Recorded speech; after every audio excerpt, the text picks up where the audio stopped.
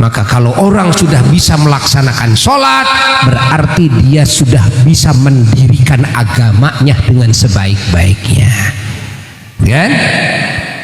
Dan orang kalau berani-berani meninggalkan sholat, atau sholat sih sholat, tapi sholatnya nggak bener sholatnya. Kalau nggak bener sholatnya, tetap dia sama dengan meruntuhkan agamanya sendiri. Na'udzubillahi min dzalik. Maka tidak ada amal soleh yang dohir, yang nampak, yang dilakukan oleh jasad secara dohir yang terbaik kecuali sholat. Makanya para nabi, para rasul alaihissalatu wassalam, para wali-wali Allah, para solihin, masya Allah kecintaannya kepada sholat itu luar biasa.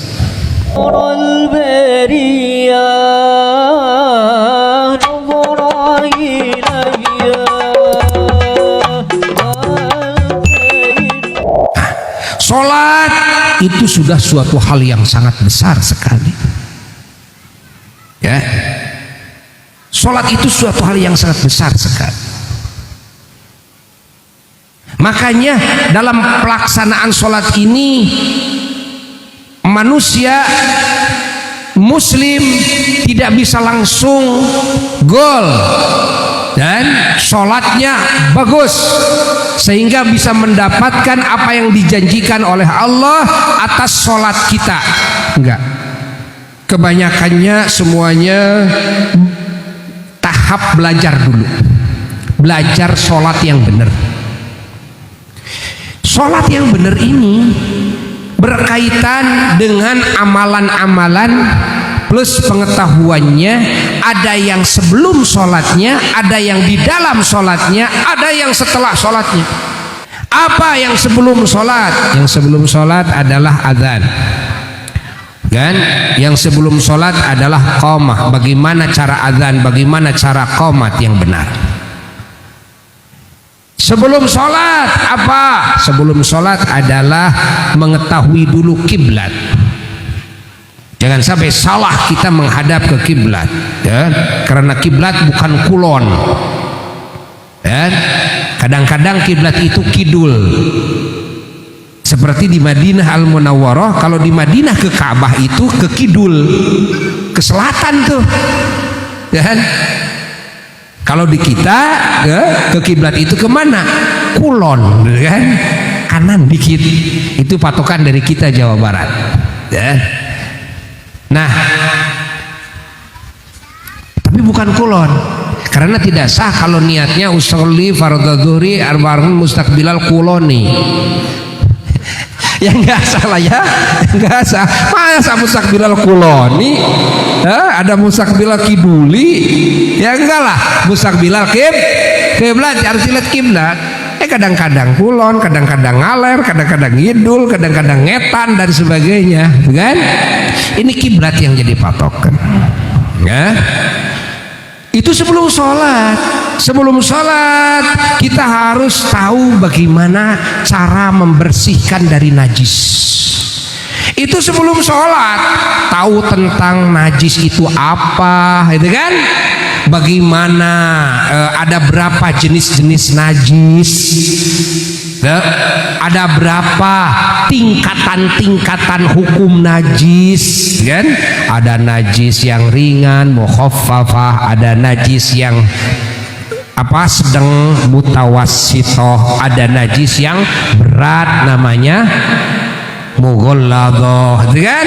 Lalu bagaimana cara mensucikan benda, ya, pakaian, badan, tempat dari najis mukhaffafah, bagaimana dari najis mutawassithah, bagaimana cara membersihkan dari najis mughalladhah. Itu sebelum sholat.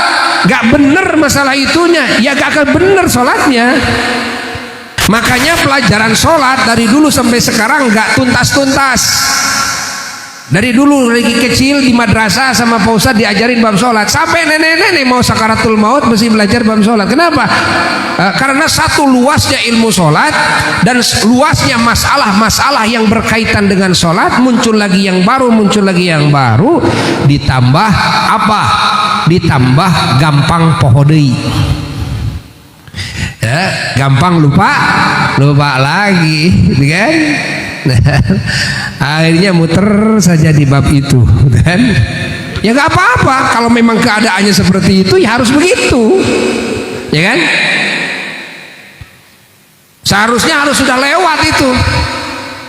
Ngaji dari kecil 10-20 tahun, oh udah lewat, sudah beres tuh. Tapi kenapa masih itu juga? Ya memang keadaannya seperti itu, kan? Mau tidak mau harus dijalani. Lalu berhubungan dengan apa lagi? Berhubungan dengan air, kan? Berhubungan dengan air. Ini sebelum sholat harus tahu dulu mana air yang bisa dipakai bersuci, suci dan mensucikan. Ada yang suci tapi tidak bisa mensucikan, kan? Yaitu air apa? Ada dua, satu air mustakmal. Apa itu mustakmal? Itu bekas basuhan wudhu yang pertama, bekas basuhan mandi besar yang pertama, gitu kan? Itu namanya mustakmal. Atau juga bekas menghilangkan najis hukmiyah, itu kan? Itu adalah jadi mustakmal. Ada juga yang memang suci dia tapi tidak bisa mensucikan, tidak mustakmal, tidak merupakan bekas. Ya, itu adalah air yang sudah bercampur baur dengan barang-barang suci, zat-zat yang suci, seperti sudah bercampur dengan gula. Nah, ini nih, lihat, ini air suci dan mensucikan. Artinya mensucikan itu bisa dipakai membersihkan dari najis, bisa dipakai wudhu, bisa dipakai mandi besar. Nah, ini air tidak mustakmal, ini suci juga, ya, sehingga kita bisa meminumnya. Bismillahirrahmanirrahim. Alhamdulillah. Bismillah. Alhamdulillah. Bismillah. Alhamdulillah. Suci. Bisa nggak ini dipakai cebok? Nggak bisa. Nggak bisa. Jangan cebok dengan air panta, ya, air Sprite, tidak boleh. Oh, ini kan suci, betul, tapi tidak bisa mensucikan. Kenapa? Karena sudah bercampur baur dengan benda-benda suci lainnya yang tidak bisa dipisahkan. Kalau campurannya masih bisa dipisahkan, tidak apa-apa, kan? Terpisah. Seperti air kena minyak, gitu kan? Minyak tanah kan? Air kena minyak, itu bisa nggak minyak tanah dengan air? Bisa, masih bisa dipakai walaupun minyak tanahnya kena ke kulit, ya? Tapi sah memakai airnya. Kenapa? Karena nanti ini berpisah, tetap airnya kena kepada kulit itu. Paham? Tuhnya pohon deui, ya. Ini masalah air. Ada air itu nanti air yang 2 kullah, ada yang kurang 2 kullah, kan? Air 2 kullah. Kenapa harus tahu 2 kullah kurang 2 kullah? Apa maksudnya nih? Maksudnya ketika nanti air sedikit itu terkena, kan, air mustakmal, maka jadi mustakmal semua. Atau terkena najis walaupun tidak ada perubahan rasanya, rupanya dan aromanya, jadi najis semua. Kalau kurang 2 kullah, makanya harus tahu ukuran air, ada 2 kullah, ada kurang 2 kullah. Kalau yang 2 kullah kena air mustakmal tidak jadi mustakmal. Kena najis kencing, ketetesin kencing, airnya 2 kullah, apakah jadi najis? Ya lihat saja, kalau tidak ada perubahan, gitu kan, rasa, rupa, aroma, ya suci walaupun yakin kena kencing. Tuh, kalau airnya 2 kullah, jadi harus tahu urusan air. Ini sebelum sholat, kan? Lalu sebelum sholat juga harus tahu urusan apa? Ya, harus tahu urusan masalah aurat. Karena dalam sholat hubungan yang khusus dengan Allah pun ini ada aurat ada tidak, ya kan? Dengan Allah, walaupun sholatnya di dalam kamar sendirian, walaupun sholatnya di tengah malam yang gelap gulita tanpa ada cahaya, tetap Allah bikin aturan aurat dan tidaknya. Tidak sah mentang-mentang sholatnya sendirian di dalam kamar gelap gulita tengah malam sholat isya, nggak pakai baju, nggak pakai celana. Ini hati-hati nih mak nih, ya kan? Sudah, saya emang nggak pakai cangcut sama sekali, nggak ada yang lihat kok. Gelap gulita saya aja nggak lihat. Apakah Allah buta? Tidak. Tidak buta. Ingat, apakah malaikat Raqib Atid buta? Enggak buta. Tidak buta. Ingat. Maka tetap harus tutup aurat. Mana batasan aurat, kan? Bagi laki-laki di dalam sholat, kan? Mau sholat berjamaah, mau sholat sendirian, batasannya dari pusar sampai lutut. Bagi perempuan bagaimana? Bagi perempuan seluruh badan kecuali wajah dan 2 tampah tangan. 2 tampah tangan. Ini tampah tangan itu kalau istilah bahasa Indonesia apa ya? Bukan telapak. Telapak dan punggungnya ini tampah namanya. Kalau bahasa Indonesia apa? Dari pergelangan ini, pergelangan tangan, ya. Ini dalam sholat perempuan boleh terlihat punggung, ada apa? Ada dampalnya, ada punggungnya. Ini boleh terlihat. Artinya tidak apa-apa, tidak aurat di dalam sholat. Wajahnya juga, ya, nggak apa-apa, terbuka, tidak aurat dalam sholat. Pahami? Tapi boleh enggak ketutup ini tangannya? Boleh saja. Cuma terbuka juga boleh. Ditutup ya enggak apa-apa. Wajah saya ditutup, boleh enggak dalam sholat? Ya boleh saja. Yang terpenting waktu sujud saja harus ada sebahagian jidat kita yang mengena ketika sujud ke sajadah kita ini. Sebagiannya, ya kan? Ini tertutup nggak apa-apa, atau semuanya tertutup tapi ketika mau sujud bukain dikit, nggak apa-apa, buka apa ya. Cuma kalau terbuka tidak apa-apa, terbuka wilayah wajahnya terbuka. Ini masalah aurat, jadi harus tahu yang disebut batasan aurat itu seperti apa sih, kan? Harus tahu. Karena tidak sedikit kejadian ibu-ibu sholat pakai mukena, mukenanya tipis kainnya, lalu rambutnya di belakang, di lehernya, di kuduknya kelihatan dari belakang, ada bayangan rambutnya, warna rambutnya kelihatan, yaitu aurat. Atau ibu-ibu pakai pakaian atau mukena yang ada brukatnya dan di tengah-tengah brukat suka ada yang bolong-bolong, akhirnya di dalamnya nggak pakai kuring lagi, kelihatan lehernya, gitu kan? Dari bolong-bolong itu kalau dilihat di depan begini, ya kalau dari kejauhan nggak kelihatan. Nah, yang harus kita ketahui cara untuk mengetahui ini aurat atau tidak, lihat dari kedekatan begini. Kalau dilihat dari kedekatan begini kelihatan warna kulit, itu artinya aurat. Walaupun dari kejauhan nggak kelihatan. Nah, harus tahu aurat dulu, juga. Ini mau sholat ceritanya nih. Allah, ya.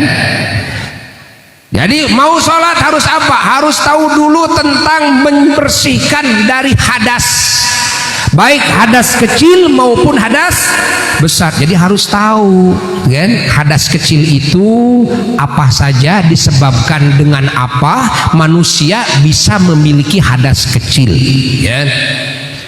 Hadas besar itu ada berapa macam, apa faktor penyebab yang menjadikan kita punya hadas besar. Hadas kecil cara membersihkannya cukup dengan wudhu, hadas besar membersihkannya tidak cukup dengan wudhu tapi harus dengan mandi lantis semuanya kan. Syarat-syaratnya harus tahu bagaimana cara mandi yang benar kan. Berhubungan dengan apa lagi? Berhubungan dengan tanah. Loh, kok mau sholat harus tahu tentang tanah? Ya iyalah. Kenapa? Karena boleh jadi kita tidak ada air di musim kemarau kan, atau ketika kita lagi sakit tidak bisa menggunakan air, nah, maka kita gunakan tanah sebagai pengganti wudhu dan pengganti mandi besarnya kan, dengan tayamum. Mana tanah yang sah dipakai? Tidak semua tanah kan. Mana tanah yang sah dipakai kan? Pahami oleh kita bagaimana cara tayamum ini. Itu sebelum sholat. Allah, itu sebelum sholat. Lalu juga sebelum sholat harus mengetahui tentang apa? Tentang batu yang digunakan untuk meper. Apa itu meper? Istinja. Apa itu istinja? Membersihkan kotoran dari lubang belakang, lubang depan, tidak dengan air tapi dengan batu. Apa itu sah? Sah, bisa bersih, bisa bersih. Walaupun di tempat yang ada air, walaupun di tempat yang ada air, tapi dengan air lebih utama kan, karena lebih membersihkan. Andai kata tidak dengan air, bisakah dengan benda-benda lain, batu? Bisa, dan yang sejajar setingkat dengan batu. Nah, kita harus tahu bab istinja sebelum sholat. Allah kan, ini sebelum sholat. Berbicara sebelum sholat ini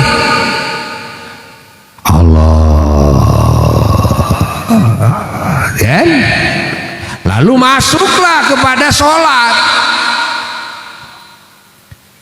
Di dalam sholat ada rukun, di dalam sholat ada syarat. Syarat itu ada dua, ada syarat sahnya sholat, ada syarat wajibnya sholat kan? Beda syarat sah dan syarat wajib. Beki bureng Walah, ya harus ngaji mau tidak mau kan, kita harus benar sholatnya. Kita berbicara Isra Miraj terus sholat kita nggak benar-benar, nggak tahu masalah najis, wala mustakmal, malah air suci dan sebagainya. Bagaimana benar memperingati Isra Miraj? Diantaranya memperingati sholat. You understand? Are you the best crazy? Sudah tuh. Ada lagi bagaimana hal-hal yang disunnahkan dalam sholat, hal-hal yang dimakruhkan dalam sholat, hal-hal yang membatalkan sholat. Sampai mana? Sampai salam kan? Dah selesai salam. Lalu ada lagi yang berkaitan dengan sholat kan? Yang sunnah dilakukan setelah sholat. Seperti tadi sunnah dilakukan sebelum sholat. Ada yang disunnahkan setelah sholat ya. Adalah diantaranya membaca wirid-wirid yang disunnahkan oleh baginda Rasulullah. Hatta mengatur posisi duduk pun diatur oleh Nabi setelah sholat. Kita kalau sholat sendirian atau jadi makmum jangan merubah posisi setelah salam, tetap begitu sampai selesai wirid-wirid yang disunnahkan, yang pokok-pokoknya dulu kan? Pokok-pokoknya dulu. Istighfar tiga kali kan? La ilaha illallah la syarika lahu mulku lahu mulku syinggodir 3 kali.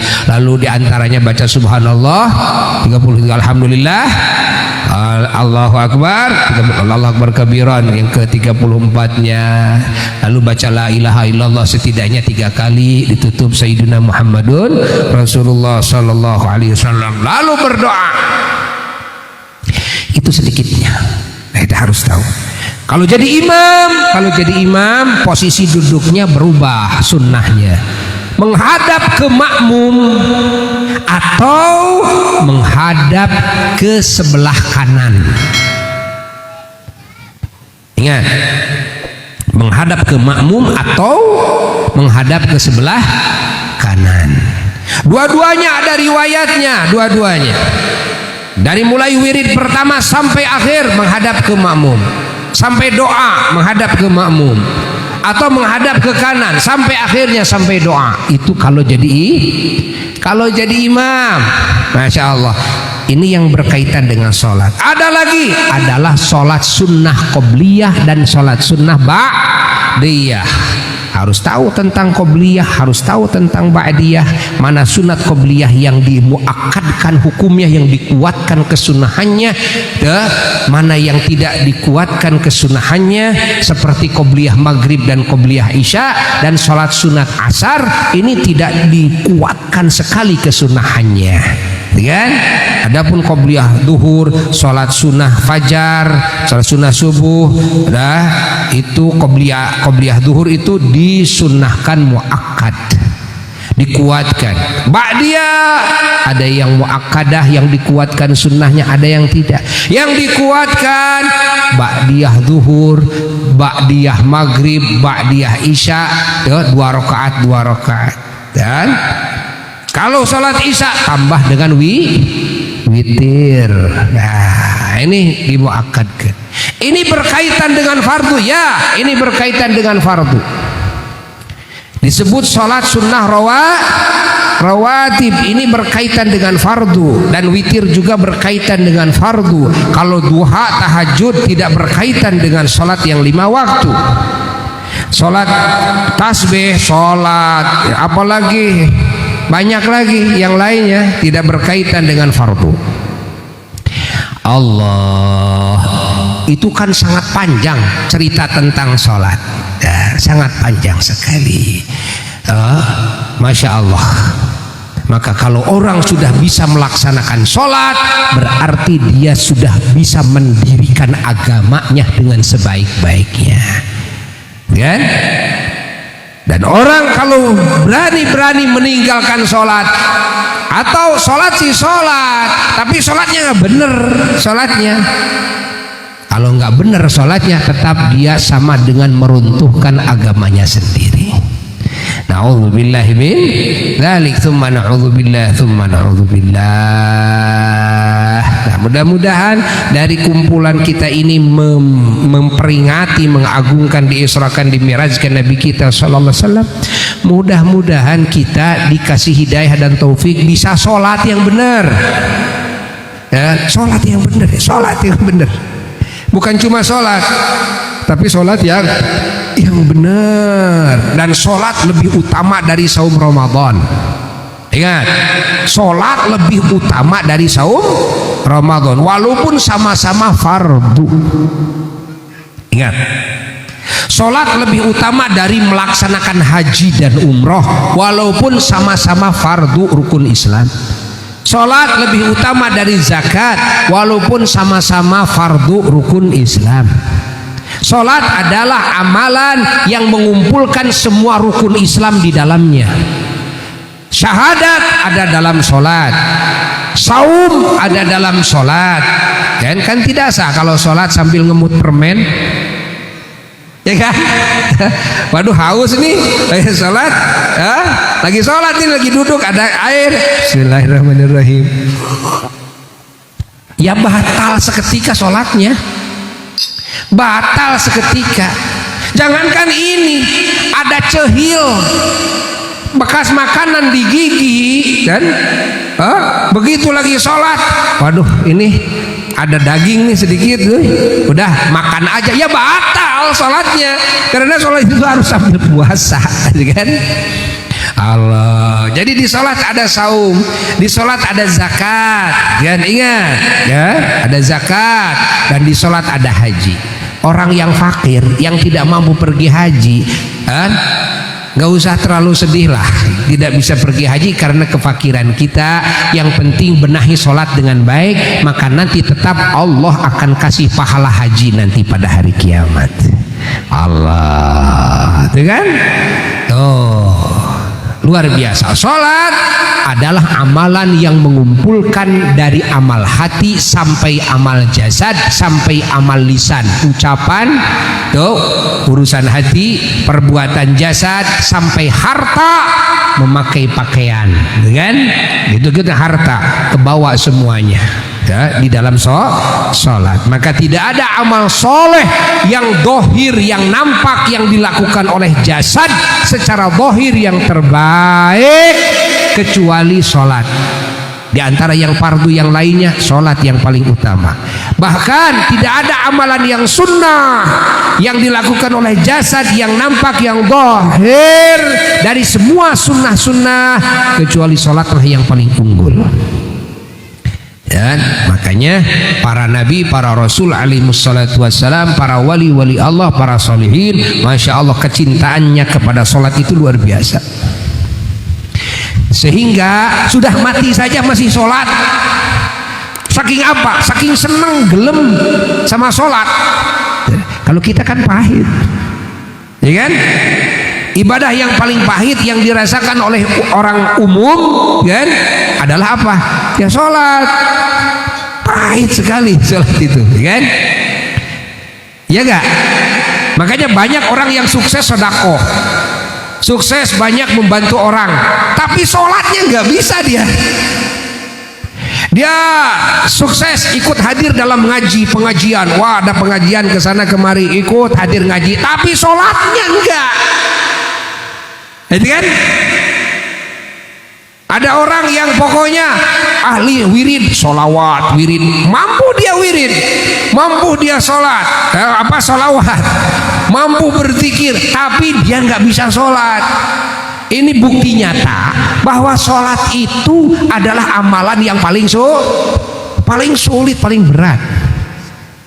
Dan makanya Allah berpesan dalam Quran, lihat, dan berpesan wastobir alaiha, kamu harus sabar dan menghadapi, membimbing keluarga untuk bisa sholat itu harus sabar. Kenapa harus sabar? Ini isyarat masalah sholat ini berat. Tidak langsung dididik, itu kan 1 tahun 2 tahun, wah sudah sukses. Enggak. Ya, enggak, sudah keluar mesantren saja, sudah 7 tahun 8 tahun mesantren, sholat masih banyak keleleran. Padahal sudah pesantren, sudah hafal Quran, sudah hafal hadis kok, kan? Itu urusan sholat. Itu belum bicara berjamaahnya, belum bicara berjamaah di masjid. Apalagi salat subuh. Itu kan? Padahal sudah puluhan kali memperingati Isra Mi'raj. Iya, bener gak? Sama sholatnya masih banyak keleleran. Lalu juga berjamaahnya kagak. Lalu juga ke masjid juga kagak, itu kan?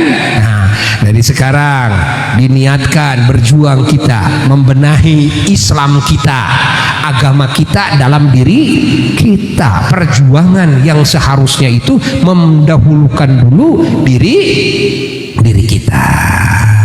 Eces itu si mak nunutan itu mak, eces itu mak.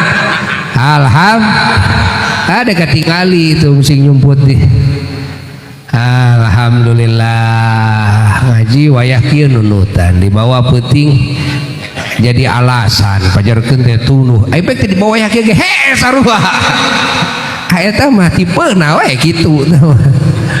Nah tipe HS namanya. Oh gitu ya. Iya. Makanya disebut oleh Allah wa innaha lakabiratun illa 'alal khashin. Salat itu berat sekali, kabiratun begitu artinya. Sholat itu berat sekali. La kabiratun. Apa kabiroh itu? Besar sekali. Besar apanya? Besar beratnya.